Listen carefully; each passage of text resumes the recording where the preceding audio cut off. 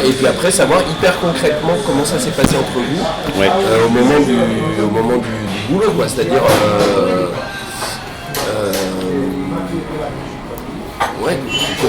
je sais pas, qu'est-ce qu'il t'a dit pour comment il préparait les trucs avec toi. C'est particulier de travailler avec quelqu'un qui est quand même encore enfant.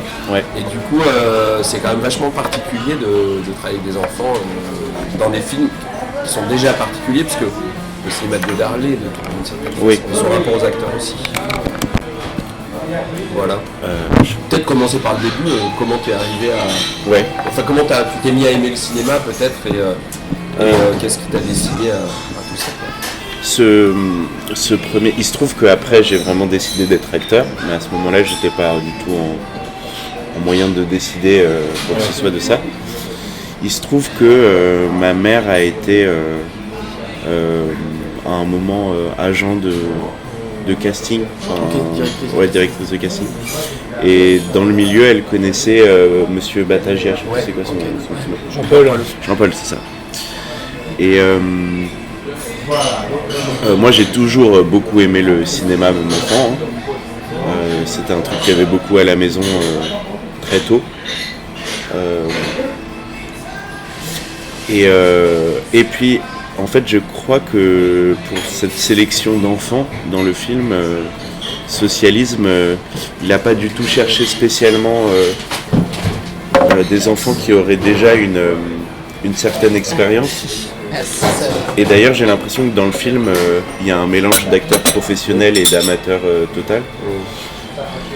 Et du coup je crois qu'il a vraiment demandé autour de lui vous auriez pas des enfants. Enfin ça s'est fait aussi simplement que l'acteur qui était, aux gens qui connaissaient. D'ailleurs il me semble que celle qui fait ma sœur c'est pas Marine, la fille de Jean-Paul Batagia, c'est sa fille. Oui c'est ça. Je crois qu'il a vraiment demandé aux enfants. Vous n'avez pas un enfant à me montrer quoi.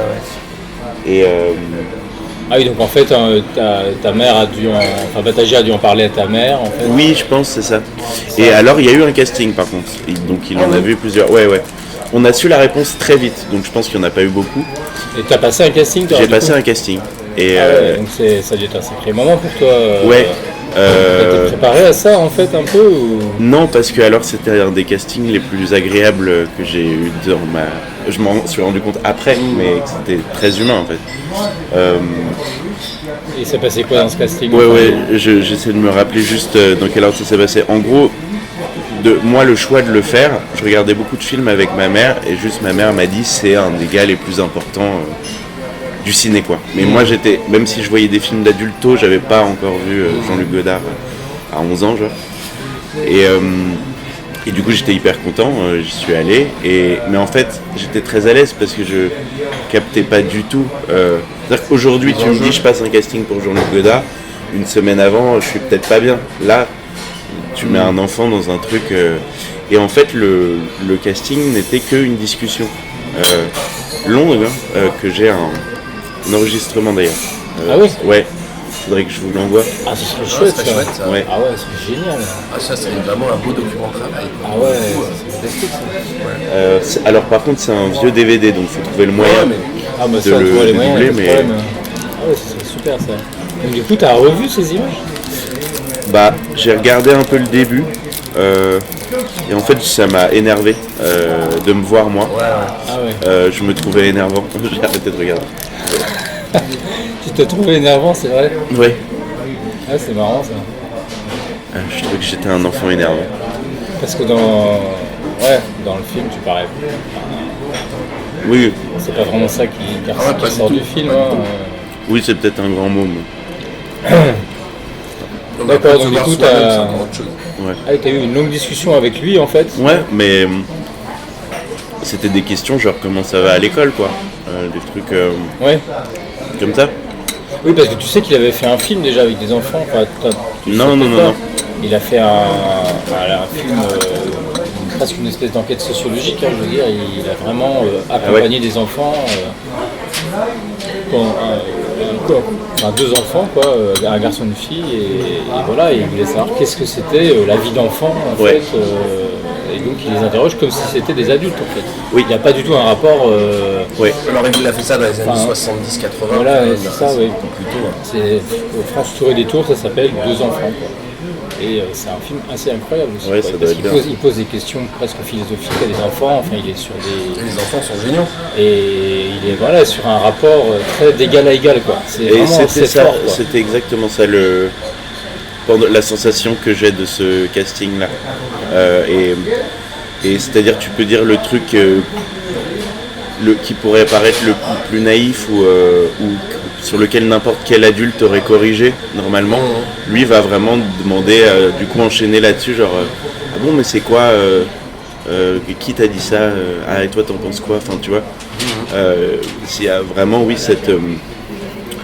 il n'y a pas cette culture de la, je sais pas c'est quoi le mot, mais les enfants, voilà, ils ont une place assez particulière, quoi. Oui. Si c'était n'importe quelle minorité, on serait assez choqué de comment on les traite. Je sais pas comment expliquer ça. Oui, mais je vois très bien. On les prend de haut, les enfants. Oui. Mais je pense que lui, c'était pas son cas, du tout, au contraire. Ah non. Non. Non, puis lui, il va même aller te poser des questions. Ah bon, tu apprends des choses à l'école, mais qu'est-ce que tu apprends? C'est quoi apprendre? Ça signifie quoi pour toi? Oui. Est-ce que c'est intéressant, il vraiment? creuse vraiment la notion de... c'est quoi, en fait, se poser sur une chaise devant un enseignant, dans une salle? Enfin, voilà, C'est un peu orienté comme question. Oui, c'est sûr. Après là, tu t'attends à ce qu'un enfant dise non. Oui. Et du coup, après cette discussion, aussi, il était tout seul. Ah oui. Ce que je trouve, pareil, tout ça, c'est des choses que je vois avec le recul après, mais pour passer des castings, c'est souvent quand même délégué à d'autres gens. Parfois, on rencontre tout de suite le réalisateur quand c'est quelqu'un d'un peu intéressé et intéressant. Mais même ça, c'est avec quelqu'un d'autre, puis c'est dans des conditions très courtes, un timing très court et tout. Et je me replonge dans ces souvenirs parce qu'on fait ça. Et je me disais vraiment que il y a quelque chose quand même de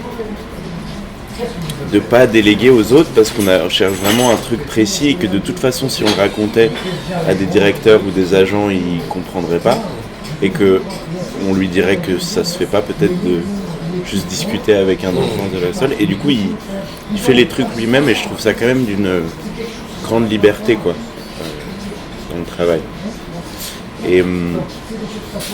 et d'ailleurs ce qui se verra après sur le tournage aussi quoi, du coup j'ai su vraiment pas longtemps après que j'allais faire le film. Ouais, puis en gros la relation elle se crée déjà à cet endroit-là en fait. Ouais.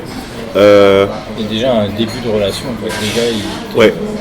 Déjà, j'ai pas l'impression qu'il y ait une méga relation qui se soit créée après. Je sais pas si c'est parce qu'il avait d'autres choses en tête ou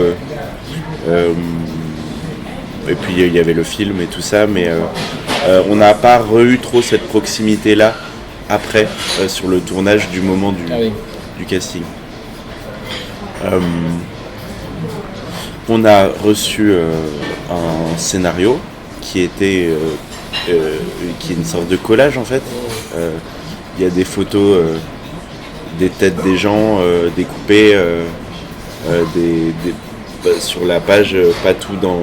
C'est pas un bloc de texte comme d'habitude quoi. Il y avait des dialogues quand même un peu. Ouais. Par bribes, ouais. Et il nous avait envoyé un mail en disant d'apprendre le texte et à moitié en rigolant d'apprendre le texte de tout le monde. Avec une blague, je me souviens, qui était ayez votre texte partout en vous baladant dans l'avion, juste évitez à vélo. Donc tu avais des devoirs en fait. J'avais des devoirs. Et d'ailleurs, je me souviens que le premier jour, il avait demandé si on avait appris le texte de tout le monde. Et il y a eu un peu un silence de... Non quoi. Même parce que il y avait des acteurs pros, mais moi j'allais à l'école juste avant et après, j'ai dû demander une dérogation pour partir de l'école quoi. Donc, on n'avait pas appris tout le scénario par cœur. Et ça l'avait un peu saoulé, mais il avait raison. Et il était, je me souviens qu'il parlait très bas, il était quand même déjà assez vieux, mais par contre tout à fait vif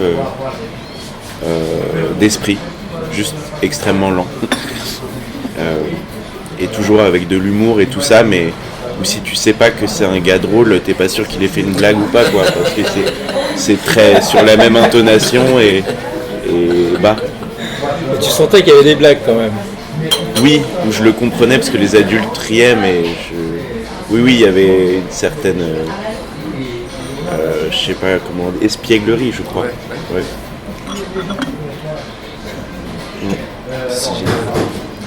C'est intéressant ce que tu dis parce qu'en fait on se rend compte nous depuis pas mal de temps sur cette dernière période il s'est apaisé et il a pu rire en fait et il a pu faire rire et il a pu être dans un rapport aux acteurs et aux techniciens qui s'est adouci par rapport aux autres années où c'était très tendu. Là il y a quelque chose qui s'est, mais on ne sait pas trop pourquoi, comment, mais il y a quelque chose qui s'est donc c'est intéressant. Oui, parce que c'est le tournage, il a eu lieu après en fait la croisière, hein, c'est ça? Sûrement. Ouais, je pense. Et du coup, c'est vrai qu'il y a eu déjà tout ce gros premier tournage de la croisière qui s'est relativement bien passé parce qu'il y a un film qui existe, qui s'appelle Film Catastrophe et qui est une sorte de making-of de film socialisme. Et tu t'aperçois en fait que le tournage était vraiment déjà en fait une espèce de jeu en fait de cache-cache sur un énorme bateau, tu vois, à faire un petit tournage au milieu des touristes. Ouais. C'était déjà une espèce d'ambiance un peu ludique, si tu veux. Ouais, je crois qu'il y a une vraie. Mais je pense que le mot espièglerie, il est vachement bien. C'est exactement ça. Je pense que du coup, il a dû sans doute aborder le tournage de la partie du garage de façon relativement, sereine. Nous, si tu veux, voilà, sereine et décontractée. Enfin, tu vois. Carrément. C'est peut-être ça aussi que tu as ressenti dans le. Ouais.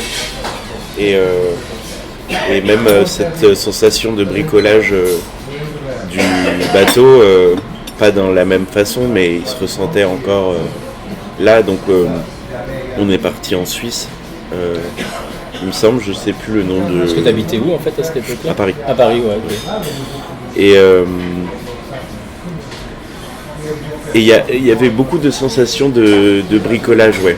Et pas de tension, pas d'un directeur, d'acteur comme on pourrait l'imaginer. Bon, après moi j'étais enfant, donc il ne pouvait pas me dire bah non, je joue plus comme ça, je joue plus comme ça. Mais par exemple, en parlant toujours de cette sensation de grande liberté, il y a deux plans dont je me souviens, c'est le truc du chef d'orchestre. Ouais.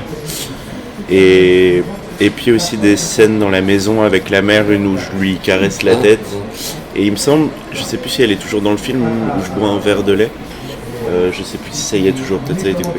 Je crois pas que ce soit dans le film. Par contre, les deux autres, on très bien. Oui. Et c'était juste des moments, quand même pour le chef d'orchestre, il m'avait offert un petit baladeur avec la musique au début du tournage que je devais écouter. Et puis juste, j'avais mon bâton, il disait, t'es le chef d'orchestre, mais à part plus ou ose faire des gestes plus grands, il n'y avait pas de plus comme ça, plus comme ça. Et c'était juste cette liberté-là qu'il cherchait. D'ailleurs, je me souviens qu'il avait demandé à un moment à ma mère de plus être sur le tournage, parce qu'il sentait que quand elle était là, j'osais moins faire des trucs bizarres. Et en fait, je repense à cette scène du verre de lait, parce que justement, je pense qu'elle n'a pas été gardée parce que j'en ai pas fait assez. En fait, il y avait une musique de jazz, je crois, et je buvais un verre de lait avec une paille et je devais faire comme si c'était le saxophone. Un peu. Ah oui, d'accord. Et moi, je soufflais un peu dedans, mais j'osais pas faire plus que ça. Ouais, voilà. Et sauf que lui, en fait, maintenant acteur et ayant un avis, alors que je ne le connais pas sur ce que pourrait être son travail, je me dis qu'il imaginait vraiment un truc un peu chorégraphié, quoi, comme un saxophoniste dans une cave, et qu'en fait j'ai pas osé faire ça et qu'on l'a pas gardé. Mais par contre, oui, c'est vrai que en y repensant, pourquoi il l'a pas dit? Enfin, il essaie quand même. Je sais pas si c'est de la fatigue ou du calme ou quoi, mais à un moment, si les choses se font pas, il passe à autre chose, quoi. Ouais.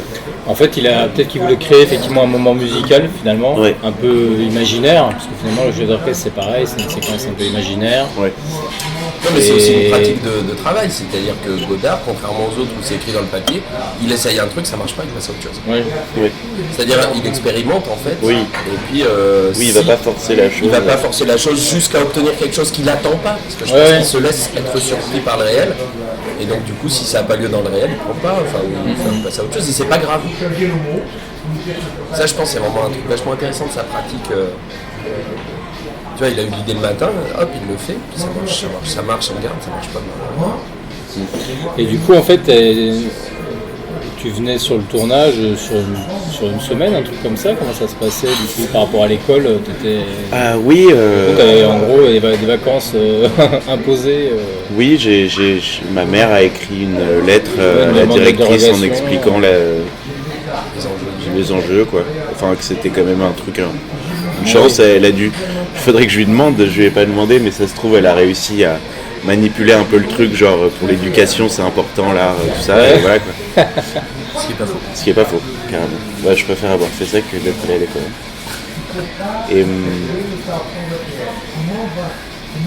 oui, je me souviens plus de combien de temps ça a duré exactement, mais surtout ce que je me souviens qui était assez énorme, c'est que le truc était pas fini d'être écrit, ou que c'était pas clair ce qu'on allait faire le lendemain, et qu'on s'est retrouvé avec des jours payés en Suisse, où on nous dit, en fait aujourd'hui on attend que Jean-Luc réfléchisse à ce qu'on va faire demain, quoi.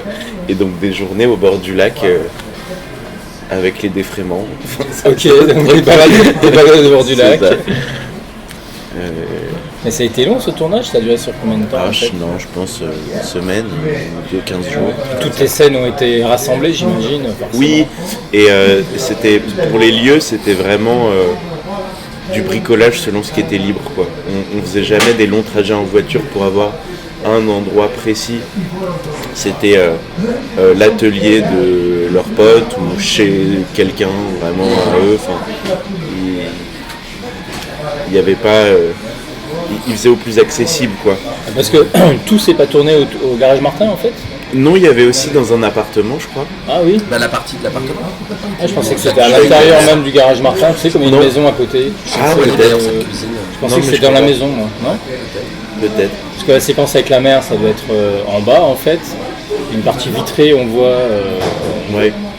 On voit là où elle fait le moment de la vaisselle. Oui, c'est ça. Ouais. Les mains sur le visage. Ah peut-être. Je sais pas. Non mais.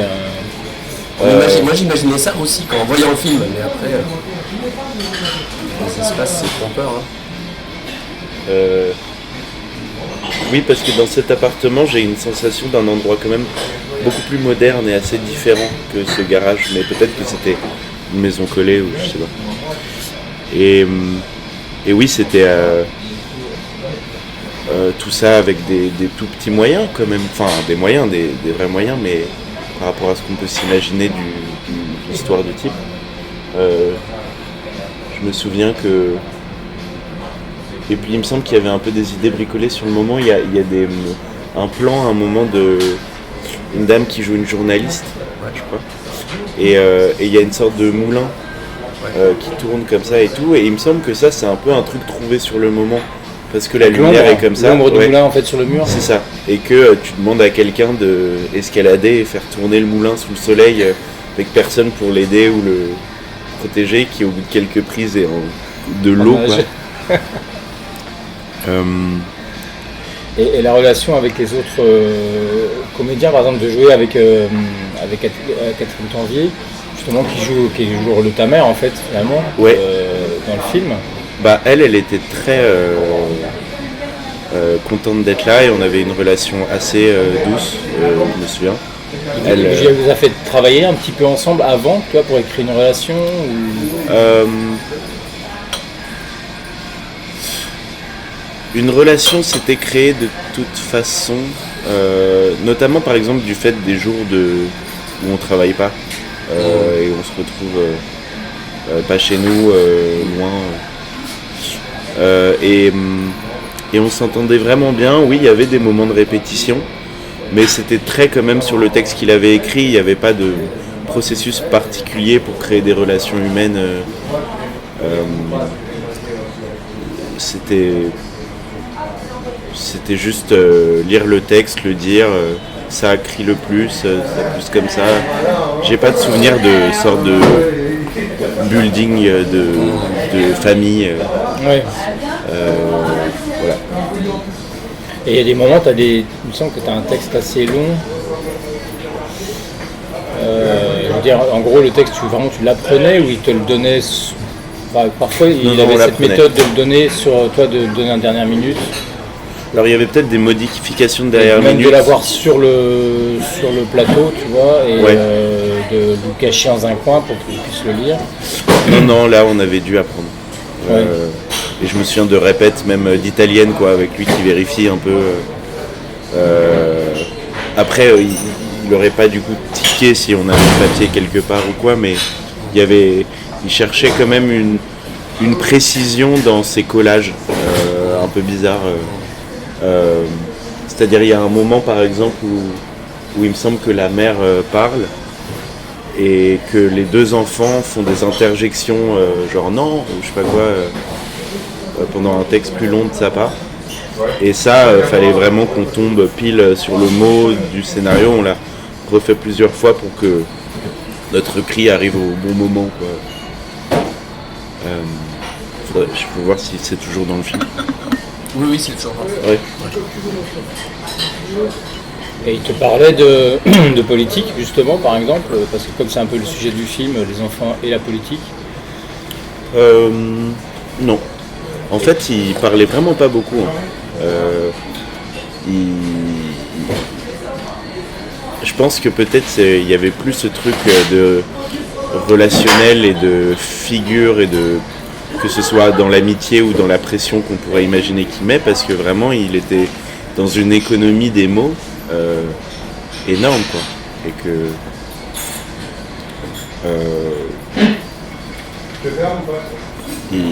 c'était presque fantomatique, pas du tout, hein, mais faut l'imaginer, regarder le plan, dire quelques mots à un assistant qui vient te les dire, parce qu'il crie pas, et puis on recommence, et puis une fois que c'est bon, je pense qu'il chuchote à son assistant, c'est bon, et puis on passe à autre chose, et il n'y a pas de... Après, par exemple, je sais pas, en ayant fait des films après, pendant qu'on change la caméra, le réalisateur et les acteurs se parlent entre eux, ça c'était pas mal et tout, ou même de la vie, en attendant que ça change. Là, non. Donc je sais pas comment c'était avant. Presque, tu n'avais pas la sensation que ça tournait. Si, enfin, tu sentais quand même. Ouais, c'est ça. Oui, parfois c'était très long et tu sais plus trop quand ça tourne ou pas. Je me souviens d'un truc où je dois repeindre un tableau sur un escalier. Et puis ça marchait pas très bien, et puis à un moment t'es sur cet escalier depuis 1 heure et tu sais plus ce que c'est. Si ça filme ou pas.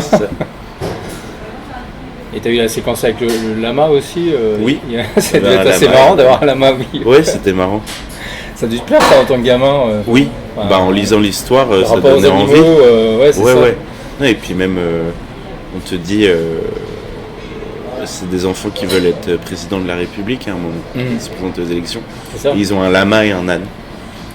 Ça donne envie, ouais, carrément. Ouais, c'est ça, quand tu vois le sujet, tu te dis mais qu'est-ce que ça va être En fait, à la lecture, ça paraît complètement un peu délirant, quoi. Un côté absurde, un peu absurde, c'est réaliste presque. Là, c'est un truc très... c'est les enfants pour raison. Hein. Chez Godard, c'est toujours les enfants pour raison. Oui, carrément. Oui, il y a beaucoup ça.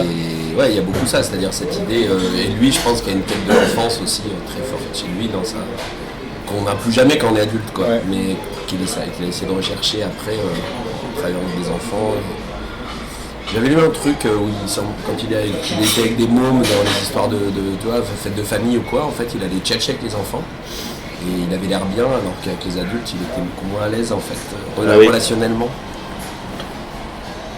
Il y avait un truc de simplicité avec des enfants qu'on perd en fait. Donc toi tu as quand même le sentiment d'avoir vécu un tournage plutôt paisible, agréable. Ouais.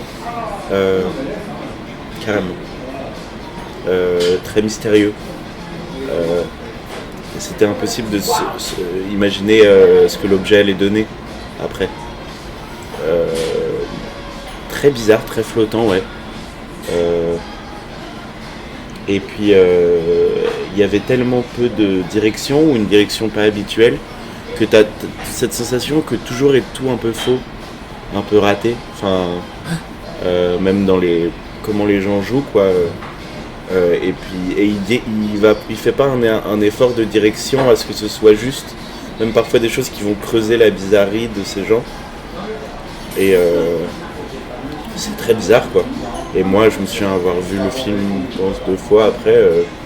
C'est toujours aussi bizarre. Enfin, ouais, ça t'a fait quoi de te voir du coup à l'écran Du coup, je suis allé le voir au cinéma, c'était un peu excitant et tout. Tu l'as vu longtemps après, en fait? Non, je suis allé le voir la semaine où il est sorti, quoi. Ah ouais. Et de toute façon, après cette semaine-là, il passait plus, je pense. Et, c'est ça. Fallait pas le rater le premier mercredi. C'était juste trop bizarre. J'étais content de m'avoir vu. Ça t'a parlé Non, pas trop. J'en ai rien pensé. Ouais. J'en ai vraiment rien pensé du tout. Ça m'a pas énervé. J'étais vraiment ok. Faudrait que je regarde maintenant, en fait. Mais je me souviens en fait, si une sensation que j'aurais, c'est que j'ai pas retrouvé l'espièglerie et le truc marrant que je trouvais en lisant sur des gens qui veulent devenir président, qui ont un lama, un âne, tout ça. Et puis il y a une sorte de grande solennité comme ça, avec des citations, avec des écrans noirs, le silence est d'or et tout ça. Ça me touche moins. Oui, vous voyez pas la folie. En fait, d'une certaine façon. Oui, c'est ça. C'est le souvenir que j'en ai, mais je l'ai vraiment pas assez en tête pour faire une critique d'art. Ouais, bien sûr. Non, c'est marrant parce que nous, pour l'avoir vu et revu, on trouve ça.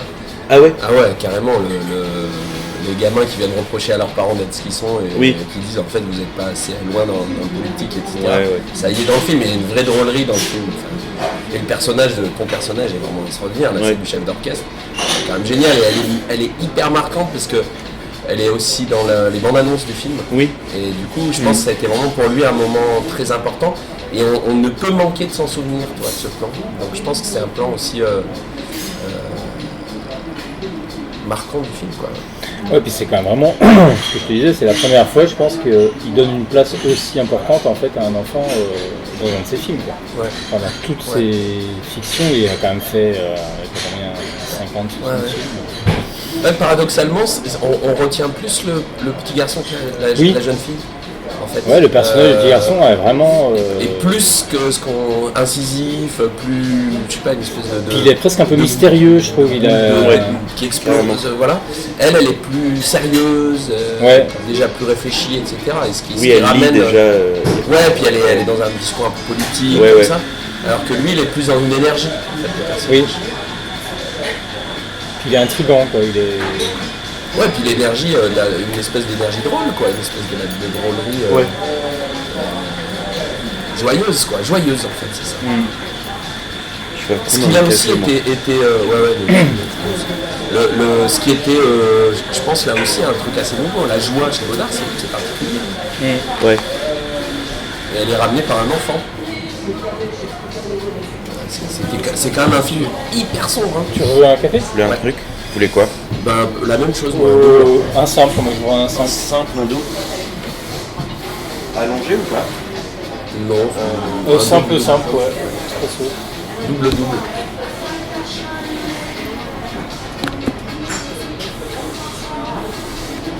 T'es inquiet de quoi? Je suis toujours inquiet que ça enregistre bien. C'est ça, là.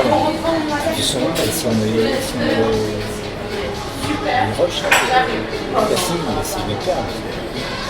À transcrire, et on peut faire des captures d'écran, parce que si je comprends bien, c'est la vidéo. Ouais, c'est là, ça, tu notes, carrément. Ah oui, c'est sûr. Ce serait vraiment top si on se disait, si on pouvait transcrire le texte de la discussion que vous avez eue ensemble. C'est un super beau document, parce que d'abord c'est un document hyper rare dont personne ne connaît l'existence. Et je trouve que c'est hyper touchant de oui, carrément. En fait, le livre, c'est un gros livre, c'est un livre un peu somme, il y a 20-25 entretiens, plus des documents iconographiques, plus un DVD, donc ça va être un espèce de machin. Ah oui, d'accord. Il y a justement le DVD de deux films socialistes. D'accord. Film Catastrophe, qui est le making-of sur le... Voilà. Et du coup, le bouquin va faire 450 ou 500 pages. Donc en fait, je trouve que c'est un document génial parce que ça, c'est vraiment des documents rares. Et l'idée, c'est un peu de faire somme, si tu veux, de... En fait, c'est circonscrire vraiment une période, toi. Et c'est l'inverse de ce qui s'est fait sur Godard. Alors, on n'a pas pris le parti de dire que le reste n'était pas bien, mais c'est juste qu'il y a eu tellement d'ouvrages théoriques écrits, d'analyses, etc., qu'en fait, nous, on a parti sur l'idée qui nous intéressait, c'est-à-dire le travail, quoi. Ouais. Comment la rencontre, en fait. Moi, j'aime bien rencontrer les gens. Et du coup, c'était vachement bien d'entendre des gens qui ont travaillé avec lui, de comment on travaille. Et je trouve que c'est intéressant parce que ça démythifie complètement l'image qu'on a du bonhomme relou, dur, agressif. En tout cas, je pense qu'il a eu ces périodes un peu plus difficiles où il était peut-être plus autoritaire, mais en tout cas, cette période-là, c'est une période plus apaisée. Qui est en plus la période créativement la plus riche. L'histoire du cinéma jusqu'à la fin de sa vie, c'est la plus riche période de création. Dans toute sa filmographie, quoi. Donc c'est aussi, on a l'impression qu'il y a quand même un apaisement en même temps qu'une découverte de plein de trucs, quoi. Ouais. Il va falloir que je m'y attaque un jour. Mais c'est un morceau, hein, il y a doit y avoir 100 films, quoi. Ouais. Donc du coup, tu sais, avant c'était marrant parce que moi je me rends compte que j'ai connu le Godard par la télé en fait. Les Godard ils passaient à la télé, quoi. Ces Godard des années 60 ils passaient à la télé, donc t'étais ado, tu commençais à en voir un, tu avais des rôles flous, tu voyais des trucs comme ça, tu te dis c'est quoi ce truc? Et du coup maintenant c'est fini. Et puis pour les voir en salle, c'est pas évident, quoi. Et du coup, t'en as vu vraiment aucun en fait, tu non. connais quoi de son cinéma, tu connais des réputations, enfin voilà. Mais ouais, c'est ça. Et les films, tu les as pas vus Non. Comme je racontais un peu au téléphone, il y a eu du coup une histoire, une histoire en gros d'une production d'un film qui s'est pas fait au dernier moment. Après le socialisme alors du coup. Ouais, plus tard. C'est avant Audio Langage en fait, c'était pas sur Audio Langage. Non mais c'est sûr que ça ne... Le film n'existe pas. Non, il n'existe pas. Il n'y a pas de traces de ça. Non. Alors je sais quand même qu'a priori ça allait être fait. Un long métrage quoi. Ouais. Pardon. L'Express c'est... Ouais, c'est pour moi. Merci. Même aujourd'hui, ça va. Ça arrive dans une seconde pour l'Express. Là, les quelques trucs que je vais dire là, je suis sûr qu'il... Peut-être après, oui, mais là, ce que je vais dire juste là, je veux surtout pas qu'il soit retranscrit, même dans une première étape ou quoi. C'est que, en fait, ma mère a été productrice. Le problème, c'est que toute notre vie, elle a beaucoup fait des plans qui, au dernier moment, étaient annulés. Dans son existence, c'est ça, ouais. Régulièrement. Et du coup, je ne sais pas ce qui est de la mythomanie ou pas. Oui. Mais c'était quand même concret. Elle était productrice. Il y avait un espoir d'essayer un projet un peu food avec une coproduction américaine je crois qu'ils avaient proposé à Jean-Luc Godard de travailler dans l'univers du film d'horreur, mais à sa façon. C'est-à-dire, s'il avait envie de mettre des fantômes avec un drap sur eux, il faisait ce qu'il voulait, tu vois. Mais s'attaquer au genre, vraiment le genre du film. Oui, après comment lui il l'interprétait, mais... Et bien sûr, elle en tant que productrice, c'était un truc assez vendeur de si jamais ils réussissaient à faire Jean-Luc Godard fait un film d'horreur, enfin voilà. Et je crois des Américains alors, une production américaine. Oui, parce que Désolé, c'est qu'il avait bavé. Oh, pas de problème. Merci. Et que en gros, en fait, on était censé vivre. Si le film se faisait, on partait vivre avec ma mère qui m'élevait en grande partie seule à Los Angeles, où après elle partait travailler dans la boîte de production américaine. Et c'est allé loin, c'est-à-dire que on a quitté notre appartement en banlieue, on a mis toutes nos affaires dans des cartons, dans un cargo vers les États-Unis et tout. J'ai dit au revoir à mon père, machin. Et puis un mois avant qu'on parte, et que le truc commence. Jean-Luc Godard répond plus, il est enfermé chez lui, il répond à plus personne et tout. Et alors, c'est une histoire qui m'a été cachée pendant très longtemps, que j'ai réappris il n'y a pas longtemps, parce que du coup ça allait très mal avec mon père, j'ai enfin compris pourquoi et tout. En gros, sur le retour de Suisse, elle a tracé en Suisse pour essayer de le convaincre, genre toquer à sa porte et tout. De ce que j'ai compris, ça ne s'est pas fait. Et sur le retour, elle a mélangé alcool, médicaments, et elle s'est fracassée sur le bord de la route avec la caisse, quoi, en laissant une lettre à mon père, genre « occupe-toi de l'enfant », en sachant que mon père ne voulait pas vraiment de moi. Je me suis retrouvé à vivre chez un type, et franchement, j'ai eu une adolescence pas cool, quoi. Et bien il y a ça finalement d'une certaine manière, à cet enchaînement de choses, quoi. Ouais. Et ça, tu t'es retrouvé chez qui en fait? Chez mon père. Chez mon père, mais qui était cool, quoi. Ouais, c'est ça. On s'est réconciliés il y a 2 ans, et j'ai réappris cette histoire, et voilà. Ouais. Et en fait, bien sûr que ce n'est pas la faute de Jean-Luc Godard. Je veux dire, les gens, on est déjà sur des gens pas faciles de base. C'est pas lui qui a causé le métier est comme ça aussi, quoi. Oui. Mais pour moi, il a été un peu un catalyseur de haine qui fait que je ne pouvais pas piffer tous les gens qui ne juraient que par Jean-Luc Godard à un moment. Ouais, je comprends. C'est évident, c'est normal. Ouais, donc du coup, tu as mis un peu un gros couvercle sur l'univers Godard. Pendant un moment, ouais. Cela dit, alors il y a 2 choses quand même, parce que bon, on est quand même au fait des histoires godardiennes depuis de nombreuses années l'un et l'autre, et on n'a jamais entendu parler de ce projet. Oui. Et en même temps, hallucinant. ce que tu décris, c'est-à-dire ce moment où il y a un blackout de réponse, c'est très godardien. Ça Ouais. plein de fois ça par contre. C'est-à-dire ce moment où en fait il fuit un projet, surtout avec les Américains. Il se barre, il fait l'autruche, il répond plus, etc.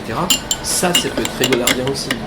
Et alors, est-ce que c'est juste une proposition qui a été faite? Il a dit oui parce que ça l'intéresse et tout l'intéresse dans le cinéma, et que évidemment ce genre de truc de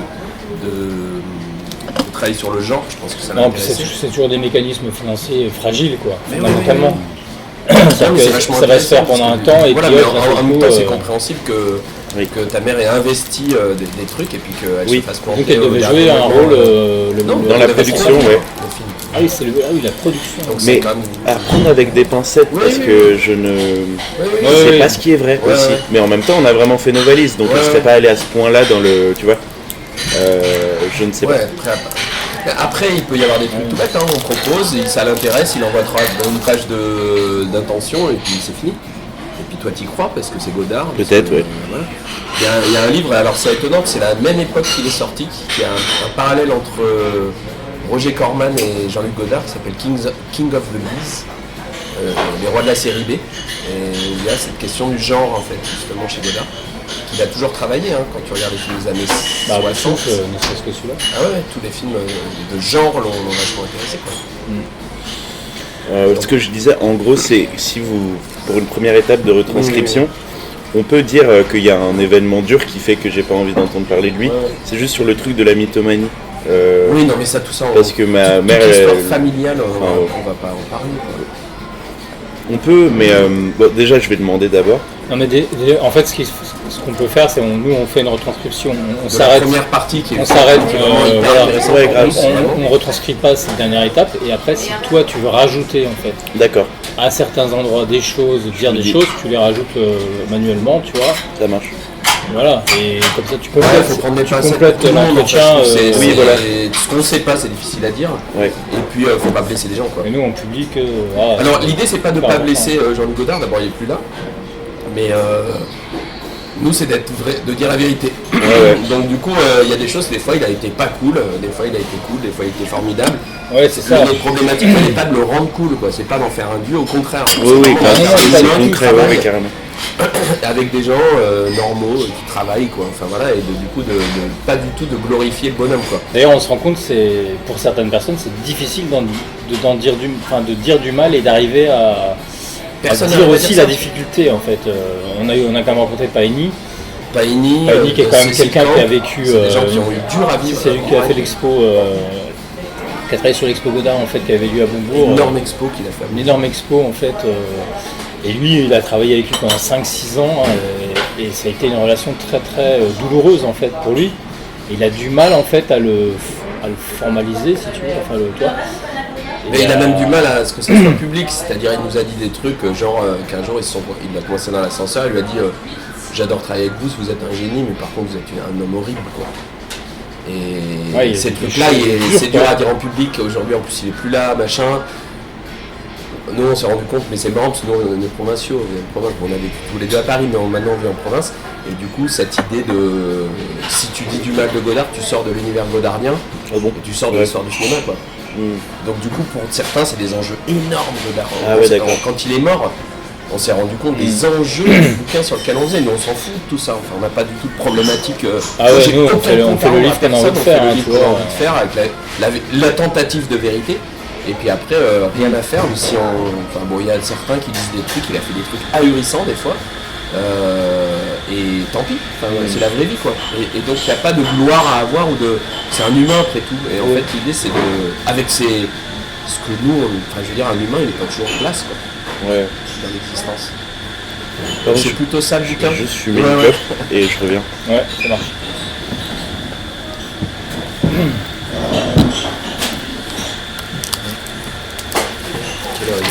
Je vais ouais, tu vas te voir. Faut partir à 11h, c'est ça? Ouais, je vais partir vers 11h, il est à 11h46, donc ça va, je suis à 2 pas de la gare. Moi mais Laurent reste pas mal quoi.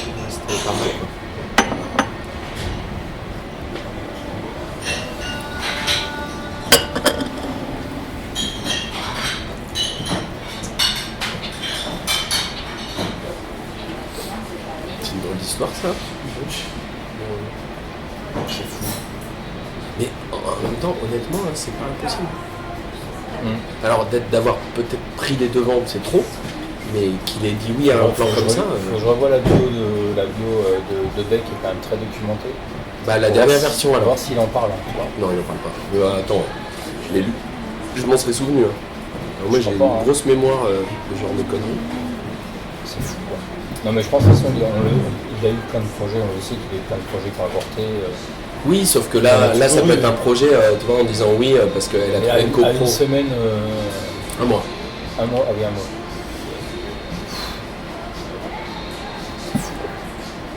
Il est vraiment sympa ce mec-là. Hein? Hyper touchant. Il est hyper touchant. Ouais, c'est super.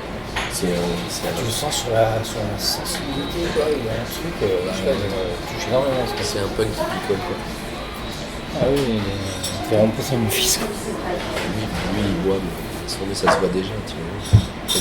Les mecs comme ça, je les côtoie. Dans le rock, on côtoie des Oui. Mais j'étais concentrée. Depuis 40 ans, donc je pense qu'il a un parcours pas possible, quoi. C'est juste pour regarder s'il n'y a pas de choses. Mais c'est super de nous faire confiance aussi comme ça, de dire des choses comme ça à des gens qu'on ne connaît pas. Alors il faut se montrer à la hauteur quoi. Ah ouais, carrément. Ok. Mais je trouve que la première partie est super en fait. Super. C'est incroyable, il a rien enlevé, rien à rajouter, c'est parfait quoi. Ça, il a bonne durée, t'as l'impression qu'il n'y a rien à retoucher quoi. Peut-être qu'il y a un petit bout de questions, nous deux, parce que du coup ils enchaînent quoi. Ah non mais c'est super, vraiment c'est super. C'est incroyable. C'est considéré comme une allergie? Ça et puis mais tu vois, tout ce qu'on n'avait pas prévu quoi. C'est-à-dire ça et puis le casting. C'est énorme, j'avoue que ça... Ce qui serait bien, c'est de lui dire là pour le casting qu'avant de l'envoyer, il fasse une copie du DVD. Ça serait bien ça. Tu vois que ça se perde pas. Avant de quoi par exemple? Avant de l'envoyer, si c'est un DVD. Ouais. Tu fasses une copie. Ou que tu fasses une copie. Oui. Je pense pas qu'il veut nous essaie de voir si tu peux. T'as un lecteur DVD? Ouais. Tu veux pas lui dire que tu le récupères demain et tu fais une copie sur ton ordi? L'emmerdant c'est que mon ordi il va pas... Ici. Non mais mon lecteur DVD il marche pas sur mon ordi. Putain j'ai presque envie de t'en acheter un. Attends j'ai pas le mien. C'est trop con de... Si ça se fait pas, ça va me foutre les glandes. Parce que là, ça c'est un putain de document. Ça c'est une perle. C'est une perle, c'est la perle du livre quoi. C'est une perle absolue. Ah, quand tu m'as dit ça, bah ouais, je sais pas. Si les mecs qui travaillent bien sur le cadre, ils vont pas la faire. Mais qui travaille même pas bien. Non, il faut pas grosser non plus. Non, le risqué, c'est que ça se fasse quoi. De toute façon, on va revenir ici pour Mitra Farani, ça va se faire. Je suis sûr que Nicole va le faire. Moi je préfère qu'on l'ait que qu'on l'ait pas. Une fourchette. C'est pas pressuriser, c'est juste sécuriser le truc. Parce que moi maintenant là je me dis putain mais si on n'a plus ça, j'ai des langues mais grave. Non mais tu vois, trouver des perles comme ça, aussi touchantes, aussi justes, aussi vraies sur le travail, et on n'en a pas d'autres quoi. Enfin je veux dire c'est le document le plus génial avec un enfant. C'est le truc le plus fort. C'est un film de Godard. C'est incroyable.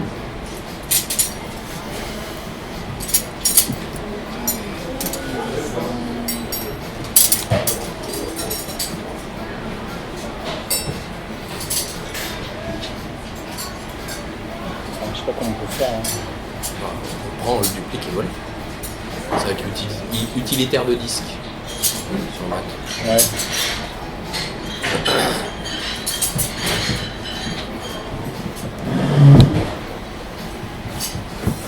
Oui, donc du coup, en fait, toi, t'as fait une sorte de rejet, en fait, finalement, assez longtemps de Godard comme une espèce de responsable symbolique, en tout cas. Ouais, juste pas trop envie de parler de lui, quoi. Ouais.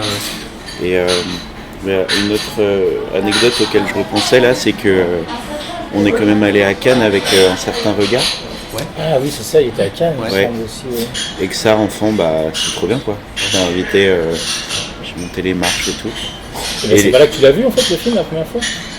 Ah bah si, voilà, tout Ah oui simplement. Oui, je suis con. Et avec les places réservées, oui, ça me revient. Les gens qui applaudissent à la fin et tout. Et lui n'a pas pris l'avion, qui était réservé pour lui. Il n'est pas venu. Ouais. Ouais. Et du coup, il y avait une déception, j'imagine, au sein de l'équipe. Un peu, ouais. Pas là. Parce que du coup aussi les journalistes étaient moins chauds de nous parler. Du coup, on s'est un peu retrouvés à Cannes avec pas grand chose à faire. Du coup, il y avait qui à Cannes? Il y avait, je me souviens de Ayé, Marine, Catherine Tanvier, sûrement, ouais. J'imagine. Il devait y Il va y avoir. avoir Batagia. Ah non, Batagia, il n'est jamais allé, il nous avait dit avant à Biolangal. Il ne devait pas être là. Fabrice Aragno peut-être, Paul Griva peut-être. C'est marrant, Paul Griva, là, qui est le neveu de Godard et qui travaillait sur le film. Ouais. Il est juste là. Et qui a fait donc D'accord. Film Catastrophe, le film. Ok. Qui est venu, qui est maintenant le légataire universel de Godard, parce que c'est le neveu. Ouais. Que, du coup, il n'avait pas d'enfant. C'est un type absolument charmant.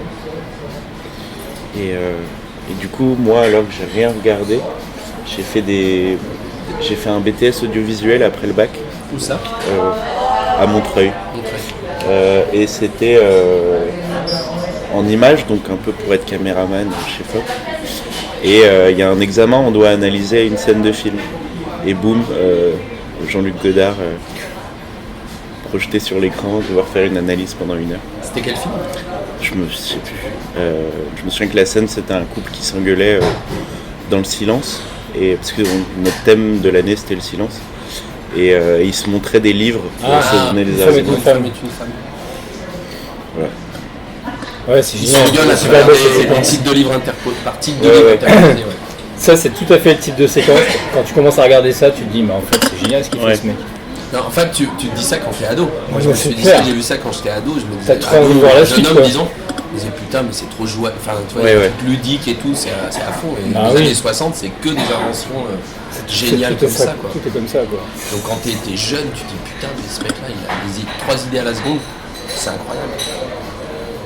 Et du coup, t'as passé ton BTS. Oui, je l'ai eu. Donc, très donc le vraiment. film, c'est le film qui t'a un peu déclenché l'envie de faire le cinéma, du cinéma en fait. Non, en fait. Enfin, t'es dans un univers de comédien. Carrément.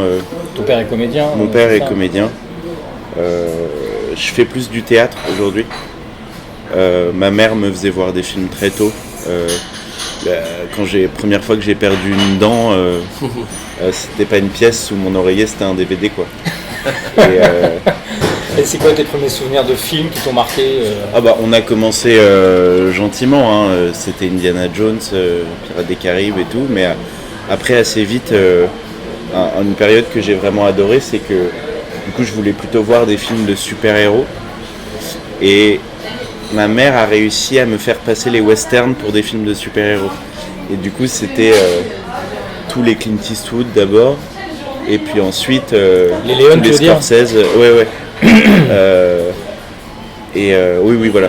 Mais aussi les trucs genre Inspecteur Harry en même temps, okay. Les trucs où il y avait des figures un peu qui pouvaient faire super-héros mais qui étaient des films assez intéressants.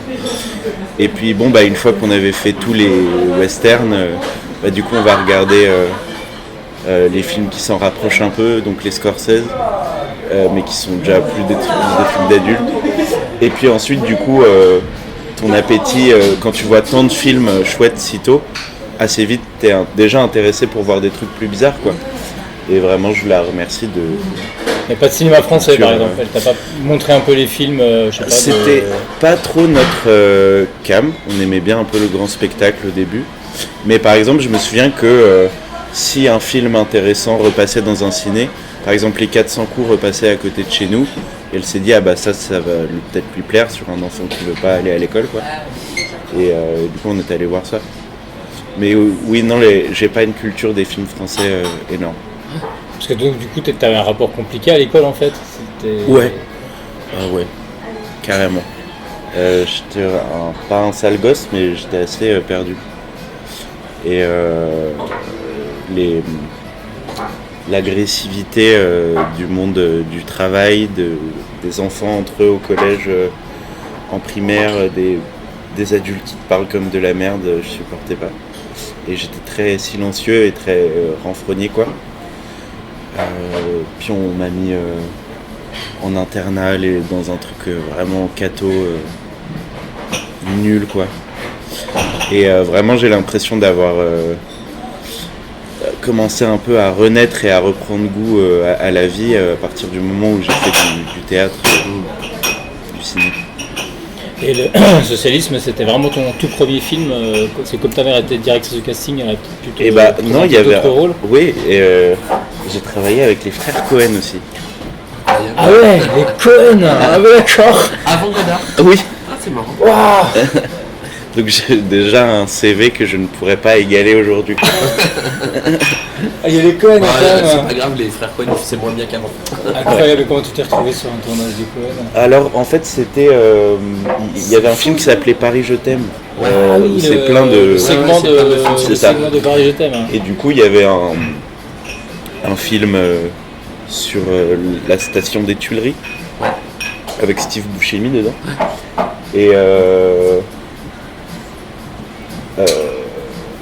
Et puis bah du coup elle a entendu parler du casting et donc elle a demandé si je pouvais le passer quoi. J'étais vraiment tout petit, c'est un tout petit rôle. Et j'ai passé le casting et je l'ai eu.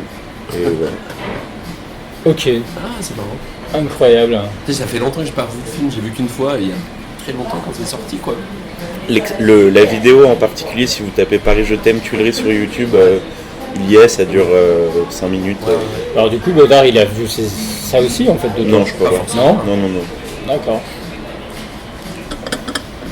D'ailleurs je pense que dans l'interview du coup on la re-regardera mais à aucun moment il y avait une question genre t'as pensé quoi de jouer dans un film, je pense qu'il le savait même pas.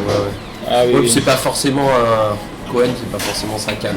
Oui, non mais je veux dire des fois il va quand même piquer des trucs à droite à gauche. Ça aurait pu être quelque chose qu'il ait vu, tu vois.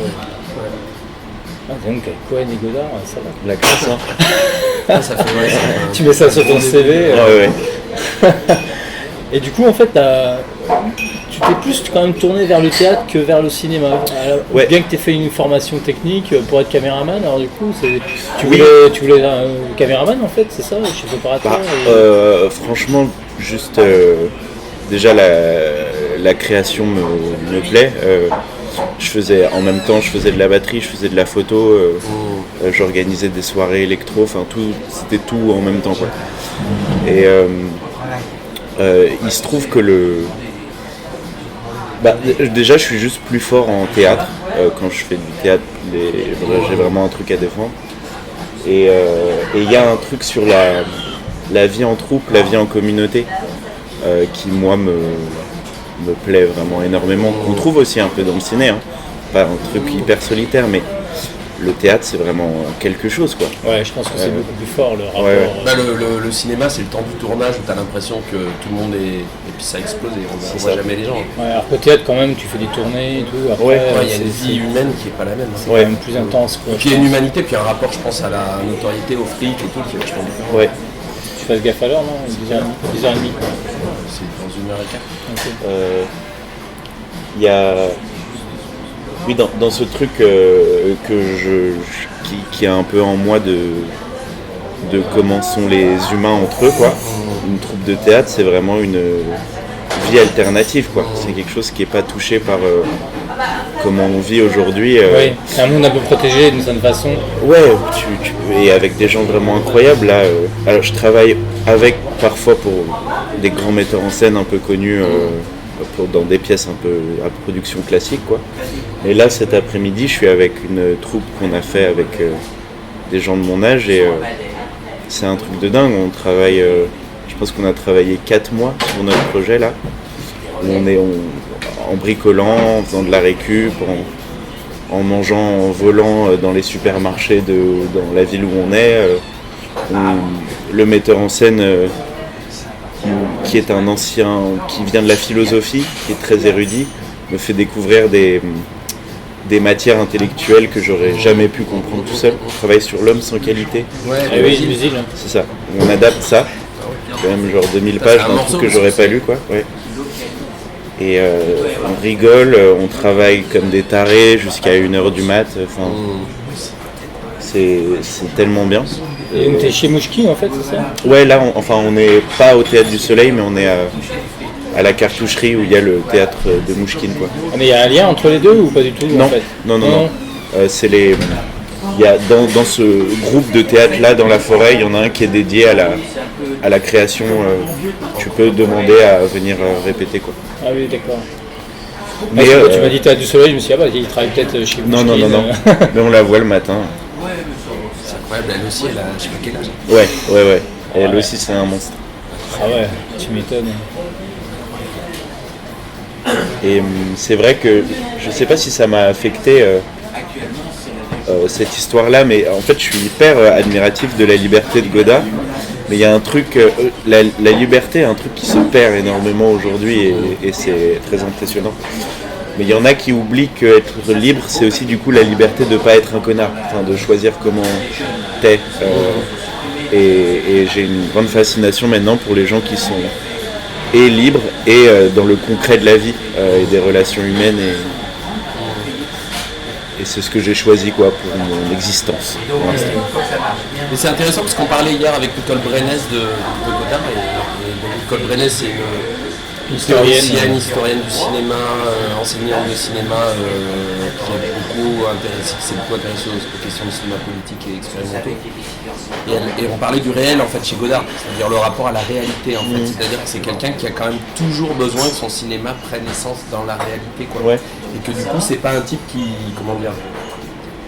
qui a vécu dans un rapport au monde déconnecté quoi. Ouais. Je pense qu'il a toujours été connecté à la question politique, aux questions quotidiennes, etc. Et que du coup c'est très important pour lui que son cinéma soit pris dans la question du réel quoi. Après, comme tout humain, je pense qu'il a eu des phases où il était imbuvable et d'autres phases où il était formidable. Et ça dépend des gens avec qui il a été. Je pense que ça a été très compliqué d'être Jean-Luc Godard pour lui, d'être adulé comme ça. Il l'a utilisé dans les années 60 pour avoir du fric, pour faire des films. Et puis après, ça doit être insupportable d'être tout le temps dans une posture où les gens te considèrent comme une espèce de monstre. Oui, lui qui a l'air d'avoir envie de parler à des égales quand même. Du coup, ça doit être dur de trouver cette relation-là. Dans la fin, quand il cite Marie Shelley là, dans ses films, ce qui a écrit Frankenstein, il y avait une sœur de Suzanne Leandra. Je sais pas si tu te souviens, elle avait fait un travail sur l'idée de Frankenstein, comme en même temps l'image de lui-même, le monstre, Et en même temps, Frankenstein, il est de bric et de broc, l'action du montage en fait. Cette idée qu'en fait il était Frankenstein, enfin il s'est identifié à Frankenstein comme étant constitué de fragments, et étant un monstre. Et c'était vachement brillant, son texte était brillantissime là-dessus. Oui, pour revenir juste sur ce que tu disais, en gros, t'es intéressé par les gens qui associent liberté et finalement un peu humanité aussi, en fait, c'est ça. Et que ce que tu trouves que chez Godard, en fait, finalement, cette dimension d'humanité, elle est quand même contrariée, difficile. Oui, en tout cas, moi, je l'ai pas ressenti, ou même. Mais c'est des jugements rapides un peu que je fais, mais je pense que qu'est-ce que je vais prendre quand je vois la gueule du film Socialisme, je me demande c'est quoi la gueule de son film sur les gilets jaunes. Enfin, tu vois. Est-ce que ça aurait pu être Oui, parce qu'il en a fait. Ah, il l'a pas fait. Non, il l'a pas fait. Ah, je croyais. Il n'est pas passé à la télé. Non, en fait, il y a juste il y a un vrai projet, une esquisse. Plus que ça, parce qu'il avait quand même demandé à une actrice, machin, et ça a été loin. C'est un projet avancé, ouais. C'est un projet avancé, quoi. Mais qui n'a pas eu lieu parce qu'il avait d'autres projets en cours et puis qu'il était très, très âgé, très fatigué, et que ça aurait nécessité peut-être une. Et puis ça s'est transformé en fait, parce que finalement, c'est ce projet-là qui devait tourner en plein format, c'est devenu un projet sur l'image, quoi. Ouais, du coup, donc ce que tu voulais dire, c'était que. Maintenant, j'ai peut-être un amour de quelque chose plus incisif et plus ancré même dans la ville où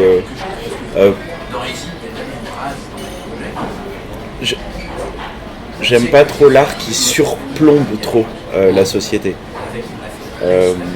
Et que j'aime bien quand l'intellectuel est mélangé avec de la brutalité, du divertissement, du sensible, et que tes projets se mélangent aussi à l'endroit où tu es. C'est-à-dire si on est en résidence quelque part, on s'intéresse aussi avec qui on peut partager dans la ville qui n'a pas accès à l'art, avec qui on peut partager la bouffe qu'on fait, avec qui un truc plus organique, quoi. Et donc on s'est dit, ça me laisse du coup un peu de marbre, je crois, socialisme, le film Socialisme. Tu le regardes comme un objet un peu artistique en quelque sorte. Oui. Après, comme vous disiez, quand j'ai vu la scène des livres là, de Une femme est une femme et tout, bien sûr que sur le moment je me suis dit, quand même, faut que j'aille voir. Enfin, c'est vraiment bien. Et je crois que Godard, il faut le prendre un peu dans l'ordre, c'est-à-dire sur partir des années 60, où en fait il expérimente de plus en plus, il va de plus en plus loin dans l'expérimentation formelle. Et que du coup, mais il y a quand même un truc hyper ludique, hyper joyeux, drôle, fantasque dans les années 60 qui fait du bien aussi, quoi. C'est vrai qu'après il y a eu les questions politiques, enfin il a fait pendant 10 ans pratiquement que des films hyper politiques dans les années 70, très engagés justement sur les questions communautaires, quoi. Il n'était pas loin du rang communautaire à ce moment-là.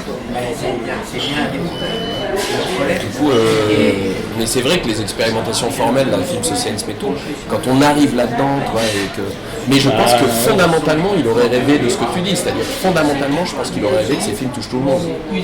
C'est-à-dire que c'est sa fracture à lui, c'est-à-dire faire des trucs finalement où il se rend compte qu'il touche des gens armés intellectuellement et artistiquement, mais en réalité, je pense que profondément, son rêve, ça aurait été de faire un cinéma pour tout le monde, quoi, engagé dans le monde, quoi, dans la vie. Mais après, il est tellement obsédé, je pense, par l'idée de la forme. C'est ça. C'est-à-dire que la forme soit finalement politique. C'est-à-dire que toi, le fait de bousculer la grammaire du cinéma de toutes les façons possibles et imaginables, pour lui, c'est un geste politique fondamental. Et cette liberté dont tu parles, elle est située à cet endroit-là, si tu veux. Tu vois. Parce que Hollywood, effectivement, et pour tout le monde, pour Hollywood, c'est un bras armé du capitalisme. Donc à partir du moment où lui, c'est quand même sa question politique, c'est l'extrême gauche, en tout cas c'est sa façon de lutter, c'est de détruire les formes. C'est de détruire les formes dominantes, quoi. Donc en fait, c'est toujours politique dans ce sens-là. Oui, j'en ai bien. Peut-être qu'il faut que tu t'intéresses au cinéma de Peter Watkins. D'accord. Ouais, j'en ai entendu parler. Je pense que c'est un cinéaste qui pourrait t'intéresser parce que il y a vachement la notion de troupe, vachement la notion d'un cinéma très engagé aussi. J'ai montré mes Punishment Park à mes étudiants la semaine dernière. Ouais. Ils étaient séchés. Le film s'arrête, je dis alors, une étudiante qui me dit putain mais c'est méga violent quoi. Et ils croyaient tous que c'était vrai. Donc j'ai tout de suite dit pour pas, tu vois, je voulais pas entretenir le truc, j'aurais dit que j'avais hésité à leur dire avant, parce que du coup que tout était faux, mais je crois qu'il faut le dire avant finalement. C'est hyper violent sinon. Ouais, je pense. Ah, mais j'ai entendu parler de Punishment Park. Il a fait La Commune. Oui, sur la Commune de Paris. Ah, mais bien sûr. D'accord. Ah oui, j'adore. Oui. Voilà. La Je pense que c'est un Commune. cinéma qui se rapproche plus peut-être un peu Ouais, de Après, ce que tu parles. Peter Watkins, il vit dans le sud-ouest de la France, il est déprimé par l'idée que son cinéma n'a rien changé dans le monde. Ouais. Et il ne peut jamais prendre une caméra dans ses mains. Donc c'est aussi des vies qui ont été dédiées au cinéma. Mais le film socialiste, c'est un film sur ça, hein, sur l'échec du politique. Et il a repris des passages de La Commune dans ses films aussi. Dans le dernier. Enfin, le dernier long. Une petite passerelle. Mais c'est quand même une génération qui a souffert de ça, justement, qui a souffert du fait qu'ils avaient des idéaux très très avancés et qu'il faut voir le monde dans lequel on est aujourd'hui par rapport à toute ces idéaux humanistes, politiques, etc. Et que putain, faut voir, la période est quand même pas super rigolote quoi. Ouais. Et par contre, j'ai peur que tu rates ton train. Non, t'inquiète. 45. C'est à Gare de Lyon, donc c'est juste là. D'accord. Donc, je pense que si je pars à 11h, j'ai C'est à quelle heure 46. Ouais. Ça va, il faut 15 minutes pour aller. Oui, c'est vrai que t'es direct là. Ok. Vous inquiétez pas, je guette. Et du coup, le métier de comédien, d'acteur de cinéma, ça t'attire encore un peu ou... Ah ouais. Oui, carrément. C'est On aussi. se faire des castings. Ah oui, j'en fais. Ah, t'en fais aussi en parallèle. J'ai tourné dans un film là il y a un mois. Ok. C'est que moi, ma formation est théâtrale. Dans le jeu que j'ai, c'est le théâtre qui marche le mieux. Dans une dépense d'énergie, un non-réalisme, un truc assez sauvage, quoi. Mais le cinéma, c'est ce qui a lancé mon intérêt pour l'art, et je regarde toujours plein de films, et si on me propose un super casting, je vais y aller avec grand intérêt. C'est juste que pour l'instant, c'est encore un truc un peu nouveau, et quand j'arrive sur un film, je suis très timide, quoi. Et c'est quel film que tu as fait du coup? Oh, c'est rien de grandiose. Ça s'appelle L'écologie des sentiments. Et ça a été... Oui. Et ça a été fait par un type qui s'appelle Alexandre Steiner, un truc comme ça. Et en fait, c'est surtout un comédien de théâtre qui fait quelques films aussi. Et c'est un long métrage avec une petite production. Et c'était sympa à faire. Donc tu peux comprendre ce que sont ces innovations. Ouais, c'est étonnant, hein, cette espèce de fracture entre le théâtre et le cinéma, mais je pense qu'il est profondément humaine aussi. Hein. Ouais. Enfin, moi, je suis quand même souvent affligé du milieu du cinéma français. Quoi. Ouais. C'est un petit milieu de suffisance, regard en chaîne faïence, détestable, vachement peu créatif. Là, on en discutait avec Nicole, quel est le dernier film français qu'on ait vu qui les a bouleversés? On n'arrivait pas à trouver, quoi. Et les uns et les autres, quoi. Enfin, vraiment un truc qui secoue, tu vois, dans le cinéma français, alors qu'on est quand même le 3e producteur au monde de cinéma en termes de nombre de films et d'argent. Et il y a quand même une relative relatif confort, un peu naze, quoi. Et c'est marrant, à un moment, tous les réalisateurs en ont conscience pas mal, quoi, de ce blocage-là. Mais dans le théâtre aussi maintenant, malheureusement. Une espèce de normalisation. Ouais, d'un truc politique un peu bête. Toujours la question de quoi ça parle. Ah oui. En fait, à un moment où on tourne, et j'avais vraiment un tout petit rôle dans le film, et il se trouve que on s'entend d'un coup hyper bien avec le réalisateur, parce qu'on avait une fibre théâtrale un peu la même, et mon personnage qui est censé être complètement secondaire, on se met à laisser tourner la caméra 20 minutes où il me dit improvise, fais telle connerie, regarde-toi dans le miroir, et on se marre, mais vraiment comme des gamins de CM1, quoi. Et après on avait une discussion, il disait peut-être qu'à une époque j'aurais eu un budget, et que si on avait décidé qu'en fait le film partait là-dessus parce qu'il se passe un truc, on aurait pu le faire, quoi. Et qu'il était un peu désespéré de ça, et que limite aujourd'hui quand tu déposes un dossier, c'est le producteur qui va t'expliquer non mais en fait il faut que tu aies une histoire histoire ça s'écrit comme ça et t'es là. C'est clos, en fait le texte clôt le film, alors que Ouais, les espaces qu'a inventé Godard, c'est qu'en se dépouillant des techniciens, il a réussi à avoir des espaces de liberté extraordinaires, c'est-à-dire que comme il y a peu de monde, c'est très facile à changer d'idée très vite et à expérimenter des trucs, mais il y a eu 50 ans de cinéma avant pour se dépouiller de ce truc-là, puis il y a eu la chance pour lui d'avoir des outils techniques qui le permettent. Ouais, c'est compliqué le rapport à l'économie d'un film. Et un film, tu vois, en fait l'économie d'un film, ça. Un plan de tournage, ton directeur il te dit, là tu tournes ça aujourd'hui, et puis tu te rends compte que tu vas pas pouvoir aller plus loin parce que c'est l'heure où tout le monde va rentrer chez lui. Et donc il n'y a pas de possibilité d'expérimentation. Les seuls espaces d'expérimentation aujourd'hui, c'est vraiment les cinéastes expérimentaux, les gens qui travaillent vraiment sur des formes très peu argentées, quoi. C'est-à-dire que Godard, il s'était créé une économie telle que finalement il avait la liberté de dire aujourd'hui je filme pas. Bah ouais. Tu vois, ce qui est un truc que personne ne fait en fait. Bah, c'est génial. Tu vois, et ça c'est un truc où il plie l'économie à sa créativité quoi. Bah ouais. Et c'est pas l'inverse quoi. Et malheureusement effectivement comme tu dis, généralement c'est l'inverse quoi. Ouais. C'est la créativité qui est pliée par l'économie quoi. Et ça, il n'y en a pas beaucoup qui arrivent en fait à avoir cette capacité-là. En fait. Ouais. Je pense que c'est des réflexions qui, malheureusement, je pense, viennent souvent trop tard. T'as l'impression que tu penses d'abord ton film. Alors je pense que penser l'économie de son film, c'est presque la première chose à faire. Ouais. Tu dois se dire, Ouais, mais dans c'est- quel c'est pas cadre, comme Quel ça, en outil fait. tu te mets pour créer quoi. Ouais, ça. mais en réalité, en fait, quand tu regardes un cinéaste, il se dit plus de fric possible. C'est Ah ça oui, mais l'idée. c'est- Et mais en c'est fait, comme finalement le fait d'acheter sa maison et puis après de se dire oh, putain, il me faut tel salaire en fait pour Ouais, payer ma baraque. Et finalement après tu deviens complètement dépendant de son salaire, etc. Et ta liberté elle est où vrai, en c'est fait. pas comme ça que les choses se font. Et Godard, il a quand même opéré depuis un endroit où il était quand même méga connu. Oui, oui. C'est-à-dire il s'est dépouillé tout en étant le cinéaste qu'il est. Oui, oui. Donc c'est vraiment particulier dans l'histoire du cinéma. Oui, oui. Il n'y a pas beaucoup de cinéastes comme ça. Mais je pense qu'un mec comme Watkins par exemple, Ben lui, il a toujours pas eu de fric. voilà, je pense que du coup lui il s'est aussi créé son cadre économique. Regarde le prix de Punishment Park, mais on y serait surpris, parce que quand même, il y a des flingues, il y a des uniformes, il y a des cascades, il y a plein d'acteurs. Non, parce que je pensais un peu au dernier film, Il a connu, il y a plein d'acteurs, ça a coûté. mais c'est beaucoup de figuration, beaucoup de Costumes et tout. et c'est beaucoup de gens qui sont venus gratuitement. Je suis pas sûr qu'ils ont été payés. J'ai là-dessus. l'impression que c'est un film très très cher. Moi. Ah ouais. C'est un film qui dure en plus 3 ou 4 heures. Ouais, je suis pas sûr que c'est cher. Mais... Non, mais pas par rapport à une production américaine. Non, mais je veux dire, c'est pas un film à 3 balles. Quoi. Oui, C'est pas un film où tu te dis, ah bah non, aujourd'hui je tourne pas. Quoi. Quand t'as amené sur le plateau 200 figurants, tu tournes. Donc je suis pas sûr que. Mais après, Watkins, il avait une esthétique. Pareil, la bombe, c'est un film qui doit être cher. Faire semblant qu'il y ait une bombe atomique qui est tombée sur Londres. Les maquillages, etc.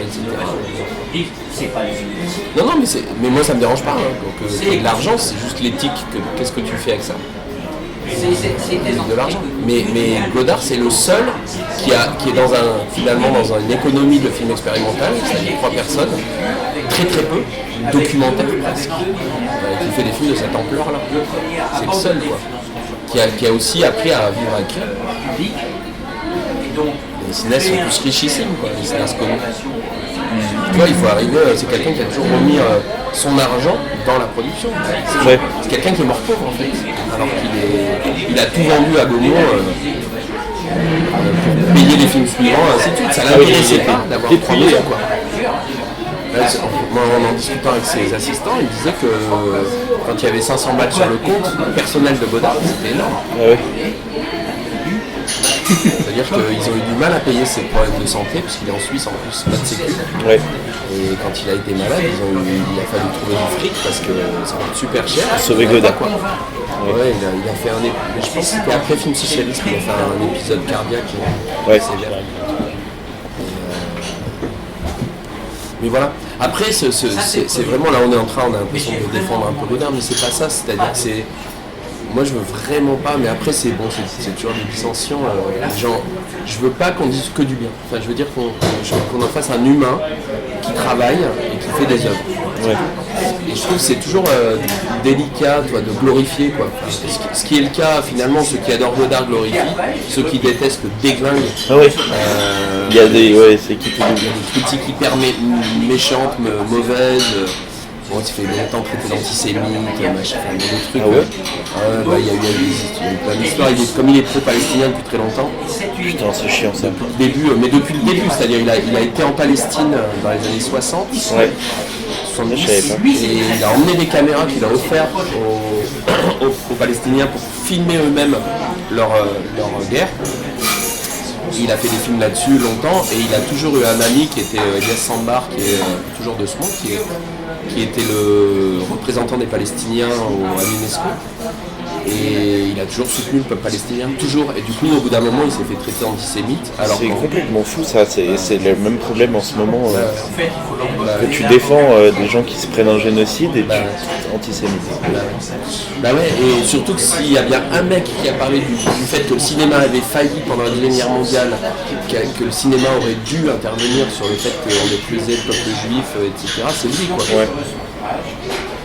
Donc c'est très bizarre. Donc voilà, il y a eu beaucoup d'attaques comme ça, et politiques et cinématographiques contre les gens qui vont dire qu'il avait été salaud avec ce qui est sur le côté vrai quoi. Des fois, encore une fois, je crois qu'il ne faut pas glorifier le bonhomme, il a été imbuvable avec les gens.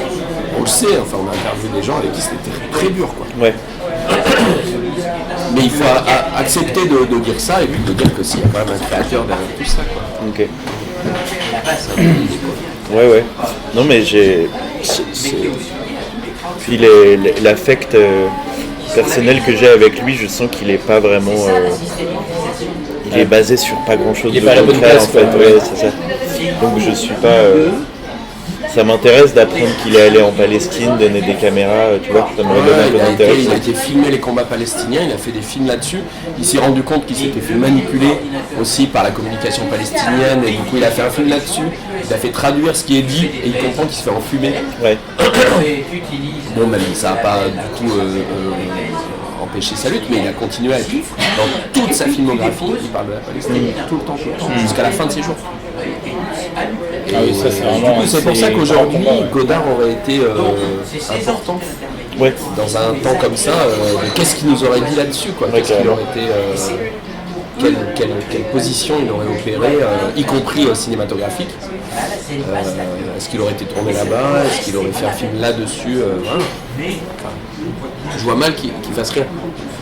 Vu ce qui s'est passé, vu ce qui se passe et ce qui s'est passé. De toute façon, tout son cinéma est en résonance avec le monde dans lequel il est. Oui, mais il y a la Shoah. Nécessairement, ça se sera retrouvé quelque part. C'est la Shoah et les Palestiniens, c'est deux trucs. Oui, c'est-à-dire le moment où des peuples sont massacrés par d'autres. C'est trop blanc, mais...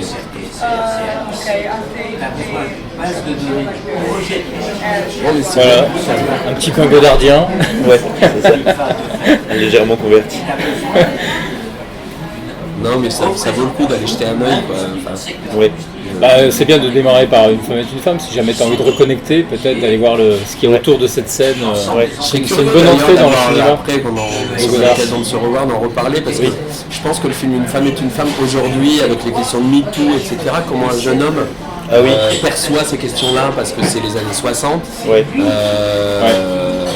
Qu'est-ce que c'est une femme dans ce film? Une femme qui a absolument avoir un enfant. Moi j'ai eu des étudiants qui m'ont dit que Godard, misogyne, machin. Bah oui. Et en fait c'était rigolo parce qu'elles n'avaient pas vu les films. Alors j'aurais dit vous êtes quand même gonflés, vous me dites qu'il est misogyne, mais il faudrait voir les films avant de le dire quoi. Bah après même si je suis très ancré dans ces revendications-là et tout, quand on regarde ces films-là, on le resitue dans l'époque. On va pas parler de ça. Il y a des gens qui n'arrivent pas à le faire. Mais après, oui, c'est vrai que tu as juste à regarder la gueule des actrices qui choisit et puis c'est pas des humains quoi. Enfin, tu vois.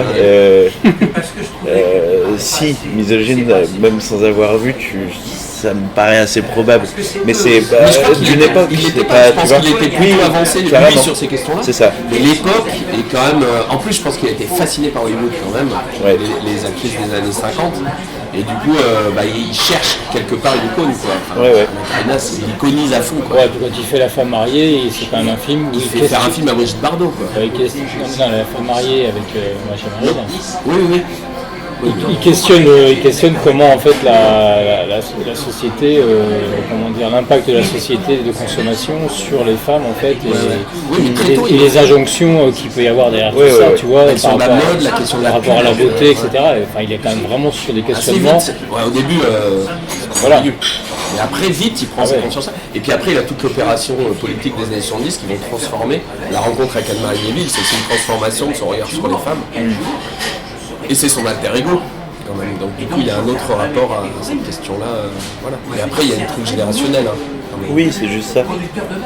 Enfin, son rapport aux femmes n'a jamais été très simple, fondamentalement. Non, mais après, c'est honnête. Oui, mais ça peut être compliqué tout en étant il a toujours un respectueux.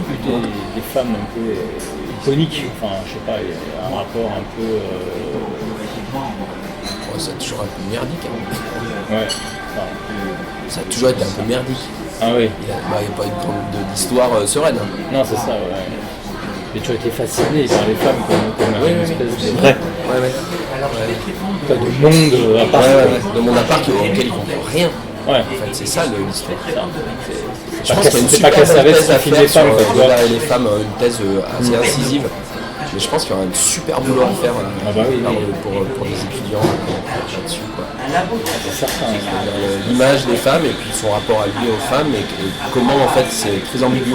Il y a un truc de domination mais il y a au début et puis en même temps il y a un truc de fascination réduisante pour lui. Je pense qu'il est crabouillé aussi par ça. C'est vachement intéressant je pense. Évidemment sans forcément prendre position quoi, mais en tout cas je trouve qu'il y a un truc intéressant puis de voir que quelqu'un peut changer notre vie. Je trouve que c'est quand même toujours assez riche parce qu'il vient quand même d'un milieu, ses grands-parents, la famille c'est la bourgeoisie suisse franco-suisse, un peu antisémite, pas très clair pendant la guerre. Lui il a été pote avec des mecs d'extrême droite quand il était minot à Genève. Et c'est vraiment à l'arrivée à Paris et la rencontre avec les gens des cahiers du cinéma, même Truffaut. Même les cahiers, ils étaient plutôt à droite. Ah ouais, plutôt à droite. Ils ont brillé au moment où des années 60. Ça a changé, hein. Il y a eu une. Godard est devenu le plus extrémiste d'extrême gauche de toute la bande, mais Truffaut aussi. Truffaut, il a eu quand même longtemps des potes d'extrême droite. Et puis après, il n'a pas été très politisé, Truffaut. Ouais. C'est pas quelqu'un qui a revendiqué des questions politiques de manière. Il était très engagé sur en mai 68, la défense de Langlois, etc. Mais, oui, mais Langlois, mais pas des questions politiques. Il n'est pas allé manifester dans la rue comme Godard. Il allait plus engagé.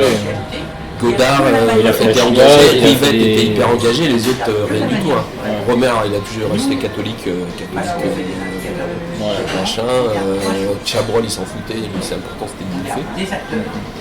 Il n'y avait vraiment que Godard qui a vraiment engagé un geste politique énorme. C'est pas du tout la Dévaldotte, c'est pas du tout un cinéma très politique.